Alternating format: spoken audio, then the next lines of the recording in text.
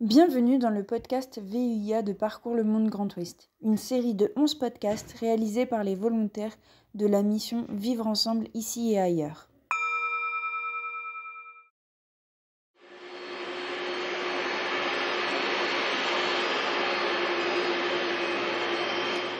Madame, Monsieur, bonjour.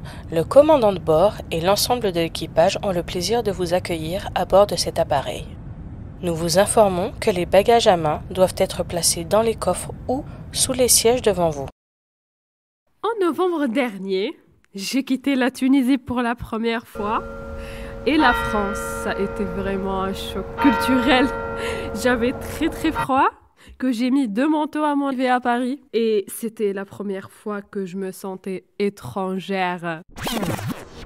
Je veux fermer les frontières si nécessaire. En tout cas, je veux effectivement arrêter les flux migratoires.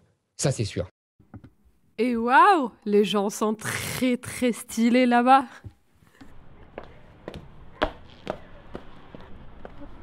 Question que je me suis posée. Est-ce aussi un choc pour quelqu'un qui va en Tunisie dans mon pays ? J'ai 18 ans et je suis en service civique à Amadia en maison de jeunesse.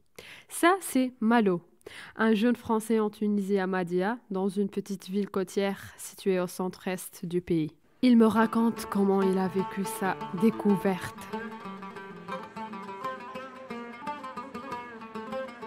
Il y a beaucoup de différences frappantes entre la Tunisie et la France. Celle qui m'a sauté aux yeux en premier et que l'on ne peut pas s'empêcher de remarquer, je pense que c'est l'écart de richesse entre les deux pays.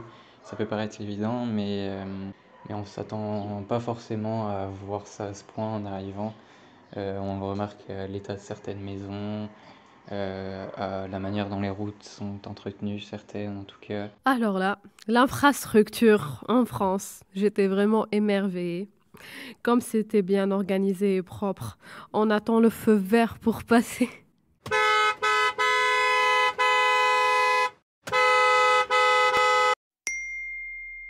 Alors, comme je l'ai dit, je connaissais pas beaucoup la Tunisie avant de venir. Je voulais pas me faire d'a priori, je voulais me laisser le plaisir de la découverte. Et donc j'ai été surpris en arrivant, évidemment, puisque je ne savais pas à quoi m'attendre. Et je pense que ce qui m'a le plus surpris, c'est à quel point les jeunes nous ressemblent en fait. On voit que c'est quand même assez mondialisé avec les réseaux, c'est-à-dire que ce soit dans leur style vestimentaire, dans leur humour ou dans leur culture générale, musicale, culture populaire, on voit qu'on a énormément en commun. Moi, de mon côté, j'étais pas frappée par la ressemblance des jeunes à mon arrivée en France, parce que je voyais déjà ça à la télévision, les reines du shopping. Magnifique! Dîner presque parfait, l'amour dans le frais.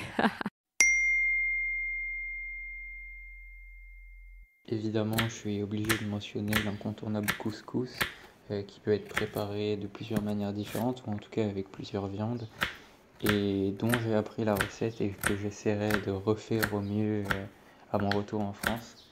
J'aime aussi beaucoup la salade méchouia en entrée sur du pain, ou même comme ça, je trouve ça vraiment délicieux aussi. Alors, quelle est ma nourriture préférée? C'est une question très compliquée parce que j'aime bien la nourriture et je trouve vraiment que les Tunisiens excellent dans ce domaine. J'aime bien leur restauration rapide, que ce soit les fricassés, le mléoui, tout ce qu'ils font avec des pains et des galettes et des préparations qui sont excellentes. Je croyais avoir des étincelles pour la bouffe française. Mais non. Déjà, qu'il fait pas chaud, je dois manger un sandwich froid. Le pain, il est dur. Je me casse les dents. Désolé les Français, je sais que vous adorez la baguette, mais c'est pas ce que je préfère. Et bien sûr, chacun vit son aventure à sa manière. Chacun est impacté à sa manière. Chacun amène sa culture où il va. Se mélanger, c'est une source de richesse.